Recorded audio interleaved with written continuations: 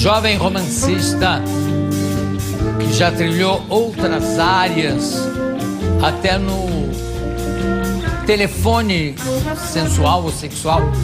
Não sei o nome exato, mas ele vai me dizer. É o romancista Santiago Nazarian.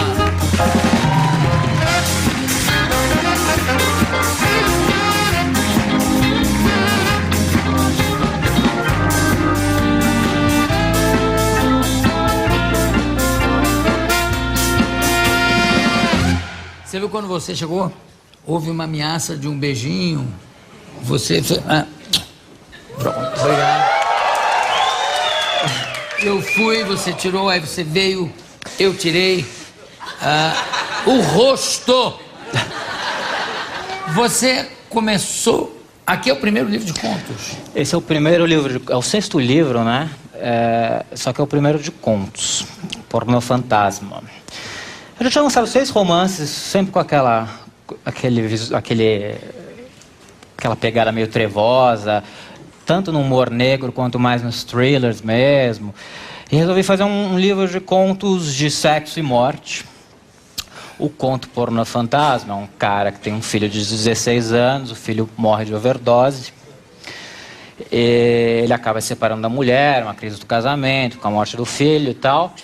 Depois, quando ele tem uns 40 e poucos anos, ele acaba se assumindo gay. Aqueles caras que já foram casados e tal, e que sai do armário tardiamente. E um dia ele está assistindo um filme pornô na internet e vê um menino que lembra muito o filho dele. Fazendo um papel. Fazendo um menino que lembra muito o filho dele. Ele fala, putz, meu filho morreu de overdose. E na indústria pornô tem muita gente viciada, não sei o que faz essa carreira para sustentar o vício, né? Principalmente esses filmes mais baratos de internet, essas coisas meio amadoras e tal. E ele começa a tentar achar o menino para fazer pelo menino, tenta salvar o menino, fazer o que ele não pôde fazer pelo filho dele. Então tem uma coisa meio incestuosa aí, porque ele obviamente estava vendo um filme para bater uma punheta e tal, mas também tem o lado... Tem uma bater mistura, uma punheta assim. é a mesma coisa que se masturbar, né? Ou não? É o nome popular, assim. Há um grau diferente de... Não, né? É exatamente a mesma coisa. Esse é o Pornô Fantasma, é um conto longo, que dá o título ao livro, mas todos os contos, na verdade, são meio pornôs e fantasmas, assim, tem essa... Ótimo, pela Record, né? Pela Record, né? Me fala, eu tentei explicar aqui uma atividade sua, eu não sei se era no telefone, como é que chamava? A primeira vez que eu vim aqui, te contei. Eu trabalhei um tempo com publicidade. Primeira vez já tem 6 anos, né? Putz, não sei. Essa é a 4ª vez que eu venho aqui. Eu tô tentando quebrar o recorde do Ziraldo. Quem sabe até o final da minha carreira... Quem sabe? Eu consigo. Mas aí... eu trabalhei com muita coisa. Fui professor de inglês, trabalhei com publicidade. E eu morei um tempo fora. Trabalhei de barman em Londres e tal. Eu morei muito tempo em Porto Alegre. Quando eu voltei para São Paulo, em 2002, eu estava em crise com publicidade, não queria trabalhar em agência e tal. E um dos primeiros empregos que eu arrumei foi, como eu já era redator, já escrevia, era escrever histórias de disque sexo, roteiros assim, que eram gravados com atores, que se ouvia pelo celular, porque na época a tecnologia do celular era muito por voz, não tinha tanta coisa de vídeo e de imagem. E era uma das coisas que eu fazia horóscopo também e fazia as histórias do disque sexo, que era a veterinária da chinchila. Como é que é esse título? A veterinária da chinchila era uma história lésbica. De uma menina que ligava para a veterinária. Eu vou pedir licença para anotar certas coisas, porque como eu escrevo também, a veterinária da chinchila. Esse é um clássico, assim. Eu tenho eles no meu iPod, hoje eu escuto. E você não pensa em publicar isso? Não, porque eu acabei depois seguindo uma carreira mais literária mesmo, né? Por mais que seja Pornô Fantasma, ele tem Mas peraí, mas não estou entendendo desculpe, a minha ousadia. Mas estou achando um preconceito isso. Não, agora minha carreira é mais literária. Você não pode transformar essas histórias... Como é que é a história da veterinária da chinchila? Era uma mulher que ligava e falava... Era um conto lésbico. Era uma mulher que ligava e falava... Oi, doutora... Não lembro o nome da doutora... Júlia, doutora, não sei. Chinchete. A minha chinchila está muito nervosa, ela só calma com a sua mão, você precisa dar uma boa olhada nela. Sempre tinha um mote e depois a coisa ia aquecendo, né? Caía na putaria mesmo. Opa!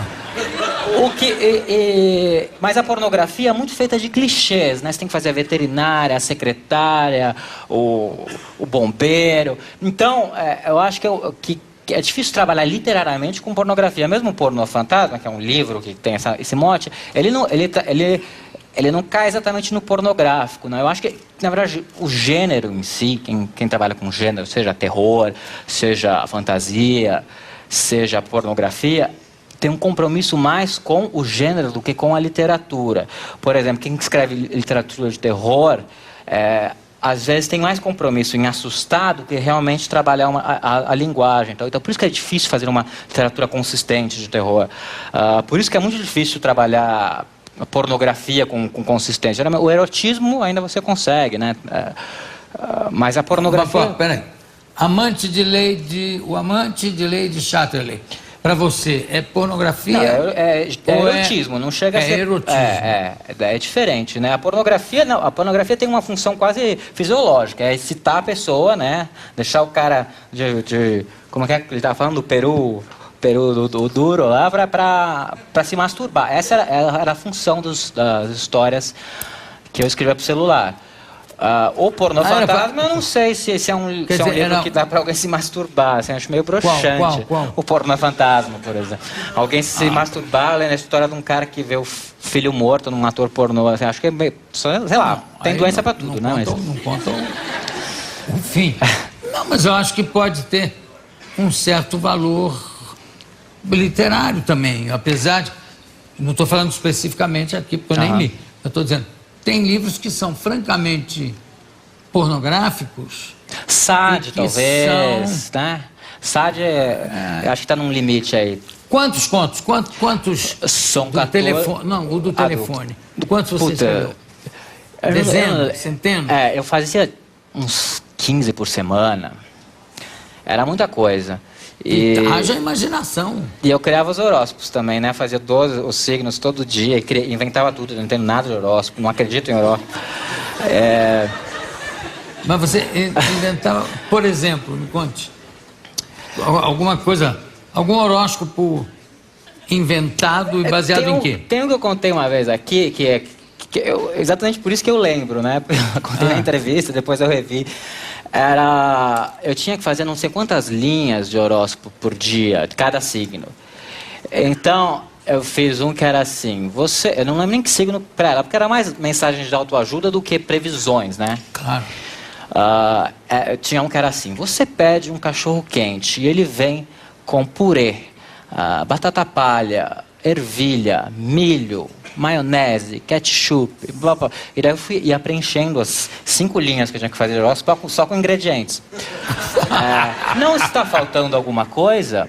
Talvez o que falte seja a salsicha.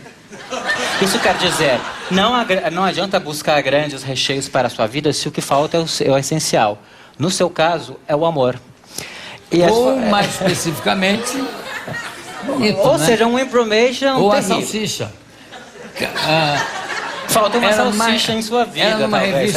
Era numa revista feminina, isso? Não, isso também era para o celular. Tem gente que comprava isso, para ficar ouvindo. Acho que as pessoas ligavam e escutavam. Eu nunca liguei.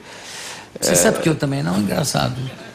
Nunca liguei para um horóscopo pelo celular. Eu ligava quando era criança para aqueles disques Zé do Caixão, o disco Zé do Caixão era muito legal, que eu lembro, que ele falava assim, e se você não ligar de novo, sua língua se transformará em cobra e comerá todas as suas vísceras. Ele jogava uma praga para você ficar ligando todo dia. Você terá que ligar novamente. Seus problemas vão... Um talento, aliás, hein? Vamos... Eu adoro. O filme mais recente dele, que ele fez anos depois, agora o Encarnação do Demônio, é incrível. É um filme de terror, realmente. Com quem é? Viu aquela entrevista que você fez com o Bento Ribeiro, falando de gênero. O Zé do Caixão é um cara que faz um cinema de gênero no Brasil. Esse Maldição do Demônio, a Encarnação do Demônio, que ele fez faz uns 4, 5 anos, é um filme de terror, realmente. Ele fez filme com a Rita Arnandi, com vários... Agora, o que quer dizer a capa aqui? O que você falou em cobra? É sexo e morte, né? Cobra eu acho que é uma boa representação, assim, tanto do sexual quanto da morte. A capa é minha, inclusive. Ah, é? Eu pesquisei a foto não é minha, mas toda a tipologia eu fiz com pincel e tal. Porno fantasma. A cobra, você associa a cobra à morte? Tem a coisa da fálica da cobra, da tentação e tal. E da morte. Essa cobra, por exemplo, da capa do livro, que é uma cobra que se finge de morta e ela solta um cheiro de podre para enganar os predadores. Ela não faz isso para enganar as presas, ela faz isso para enganar os predadores. Os predadores sentem aquele cheiro de podre, tal, e abandonam. E que tem a ver também com a lógica de alguns contos e tal. Engraçado que a cobra me incomoda hoje em dia assistir um filme com cobra ou com várias cobras, que de repente as coisas começam a se multiplicar, o terror multiplicativo. Em vez de uma cobra, aí tem 300 cobras. Eu gosto muito de répteis. Qual é o seu preferido? Eu já tive iguana, lembra? Eu te contei, eu tinha uma iguana. Sapo não é réptil, sapo é anfíbio, mas... Ih, que fora! Mas eu sou uma pessoa que eu estudei, eu pensava em fazer biologia, eu estudei répteis, assim, e eu gosto muito. Você tem uma preferência? O ano passado eu fui em Amsterdã, eu tomei uns cogumelos, eu tive uma viagem incrível com cobras, falando de cobras multiplicando, eu lembrei. Eu vi aquelas cobras, sabe aquelas cobras de bala de goma? Sabe aquelas balinhas de goma, assim, em formato de cobra? Tal. Eu tive uma viagem com aquilo, eu vi aquelas cobras, foi incrível. Eu nunca vi a cobra em formato de... É umas balas de goma em formato que tem formato de minhoca, de... Que tamanho tem? A bala é pequena, mas nos meus delírios elas eram imensas, elas se enroscavam. Você já pegou uma cobra na mão? Já peguei. Vocês são tão maldosos. Já peguei com maldade, sem maldade. Qual é o problema de dizer isso? Você mal dizer que já pegou com maldade ou sem maldade, você... Eu tinha muito aquelas cobras de borracha quando eu era criança, as empregadas da minha casa morriam de medo. Eu jogava, né? Eu era uma criança chata pra caramba. Era vibrador a cobra? Era... Não, era uma criança. Era aquelas cobras de borracha que você... Mas tem muita gente que tem pavor. Eu até fiquei com... Quando eu fiz a capa do livro, eu fiquei com medo de que muitas pessoas se enojassem com a capa do livro e não quisessem pegar a capa do livro por causa da foto. Porque tem gente que tem uma fobia, né? Eu não consigo olhar nem pra foto. Eu não tenho fobia, mas eu não gosto de... As cobras são nossos amigos. As cobras são nossos... Quando é que você assumiu a sua bissexualidade? Se é que existe a bissexualidade pra você? Existe. Eu não me considero nem bissexual. Eu já tive namoradas e tal, mas eu tenho as minhas preferências. Já teve namorados? Já tive namorados, já tive namoradas. Qual é o problema? Qual é o problema? Aliás, eu perguntei isso assim só em função do lado da cobra. Eu acho que foi um suspiro aí de... Porque você nunca me passou assim uma ideia de ser bissexual. Nunca sempre achei você heterossexual. Não sei se é um... pintou essa pergunta agora só. Geralmente as pessoas que se assumem homossexuais são as pessoas que não conseguem esconder, porque senão naturalmente tem trejeitos e tal. São as pessoas que carregam imagens. Isso é ser homossexual, né? É o cara que é o travesti.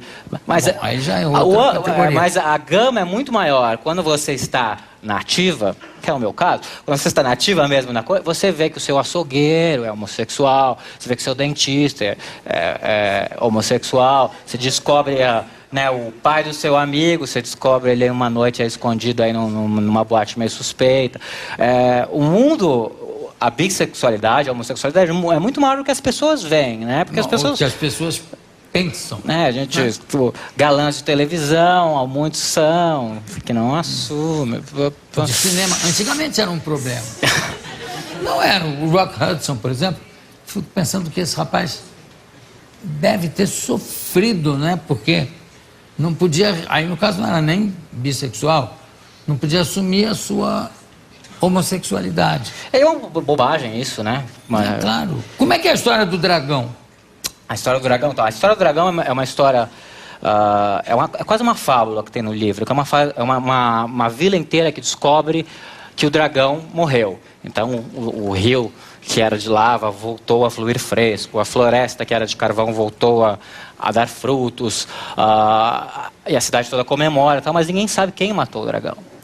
E daí eles vão se juntando a cidade inteira para ir até na casa onde está o matador de dragão, bater lá, só que o matador do dragão nunca abre a porta.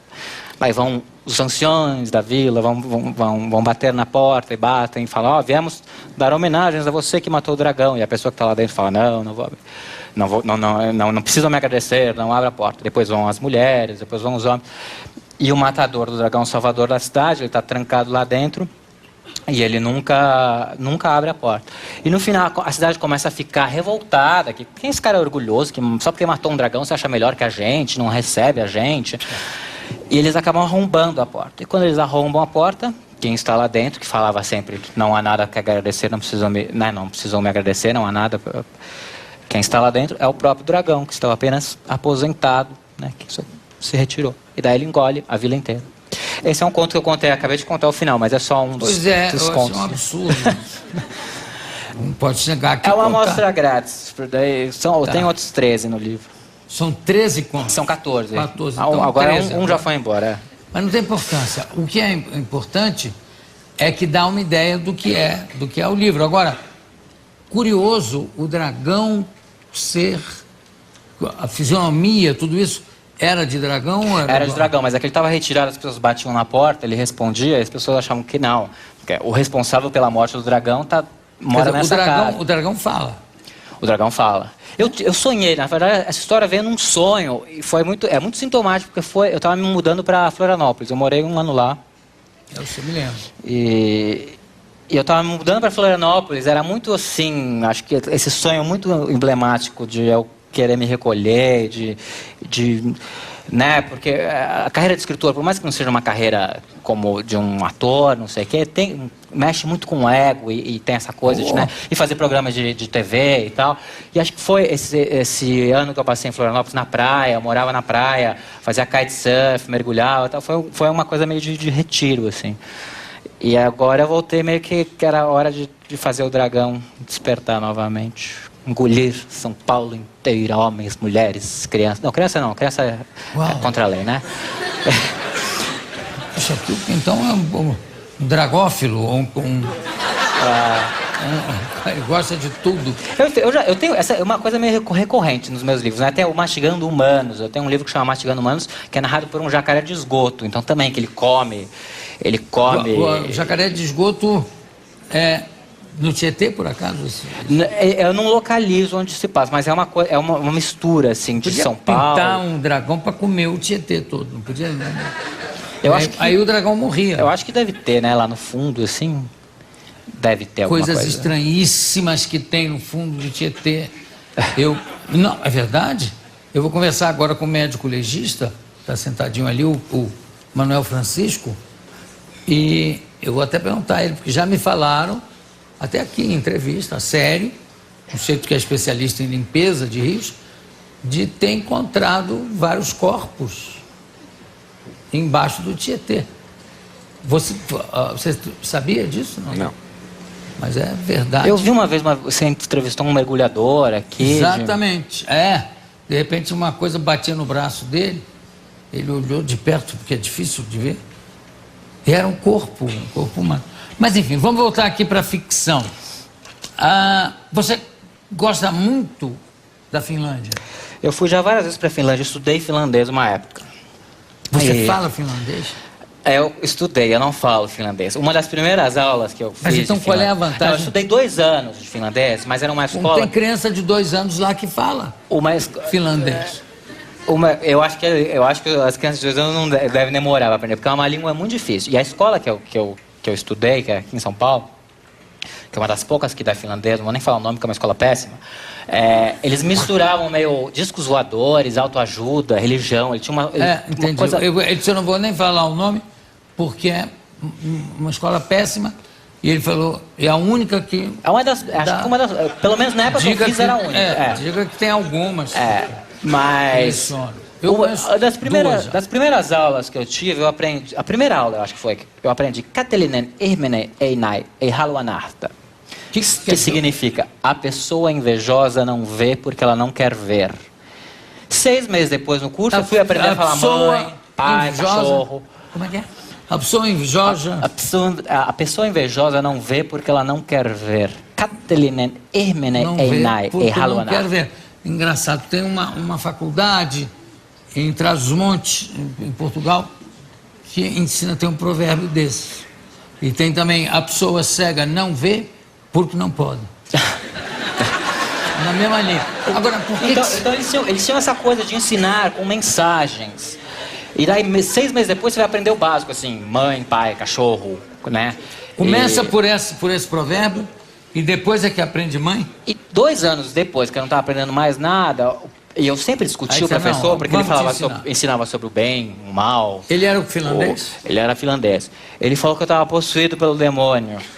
E eu tive que largar o curso, porque não dava mais para ser um professor, acha que eu... Mas o professor não, só te ensinou essa frase? Não, então, isso eu lembro porque ficou muito marcado. Foi nas primeiras aulas, assim. Acho que foi a primeira aula. 2 perguntas aqui, que o nosso tempo já está voando. Primeiro, o seguinte, você também é tradutor. Eu sou tradutor de inglês. Que tipo de livros você traduz? Assim, todo tipo. Eu traduzo bastante literatura, traduzo muita coisa juvenil. Eu traduzi O Mágico de Oz recentemente. E livros técnicos? Não, geralmente não. Traduzi já a biografia do David Bowie, que eu gosto muito. Você nunca teve vontade de pegar um livro técnico e traduzir bagunçando tudo? Eu vivo disso, eu não posso fazer isso. Eu não posso me queimar. Energia atômica? A minha mãe faz muito. Minha mãe é tradutora também, que é escritora, então ela traduz mais livros técnicos do que eu. Nazarian é um nome... Armênio. Todos em an são... Né? E a sua mãe o seu pai é armênio? Não, minha mãe é armênia. O Nazarian é o sobrenome que veio da minha mãe. O meu pai é artista plástico, é Guilherme de Faria. É um artista plástico conhecidíssimo, E também uma pergunta que me deixou meio encafifado. Como é que é a sua conduta para elevadores de prédios e também de vizinhos? Eu tenho uma certa sociofobia. Como eu trabalho em casa, acho que isso vai piorando com o tempo. Eu nunca subo... Que idade você está? Tenho 34. Não parece, não. É mesmo, não é? Photoshop, tudo Photoshop. Photoshop? Ao vivo? Eu não subo nunca elevador com os moradores do meu prédio, porque para não ter aquele contato, e ficar aquele papo aranha de elevador, de tá frio, tá calor. Eu não pego. Se tem alguém para subir junto comigo, eu subo de escada. Você mora em que andar? No 16º. Mas eu estou mudando para pegar. E você prefere subir pela escada do que para não ter que fazer um encontro com o vizinho? Eu tenho isso com piscina também, eu procuro nadar assim, nos horários mais vazios, porque eu não consigo, a piscina está muito cheia, parece que eu estou num sopão, assim, eu não consigo nadar. Acho que todo mundo tem um nível de toque, né? Eu tenho assim, nós todos temos. Eu pelo menos acho. Eu não tenho orgulho de ficar sofisticando as minhas fraquezas, né? Essas pessoas ficam falando, eu sou uma pessoa deprimida, eu tomo remédios, assim, como se fosse uma grife. Eu sou a pessoa eu tenho. mais humilde do mundo. Já é um sinal que não é, né? Eu conversei com Santiago Nazarian, que está lançando seu primeiro livro de contos. É curioso, porque geralmente é o contrário, né? A pessoa começa, né, fazendo à mão, vamos dizer assim, os romances, pelos contos, e aí vai para os romances. Mas acho que isso é uma boa amostra muito estimulante. Uma boa amostra de todos os temas que eu já tratei nos romances. É tipo um greatest hits, assim. Muito bem. Obrigado, Santiago. Daqui a pouco a gente volta.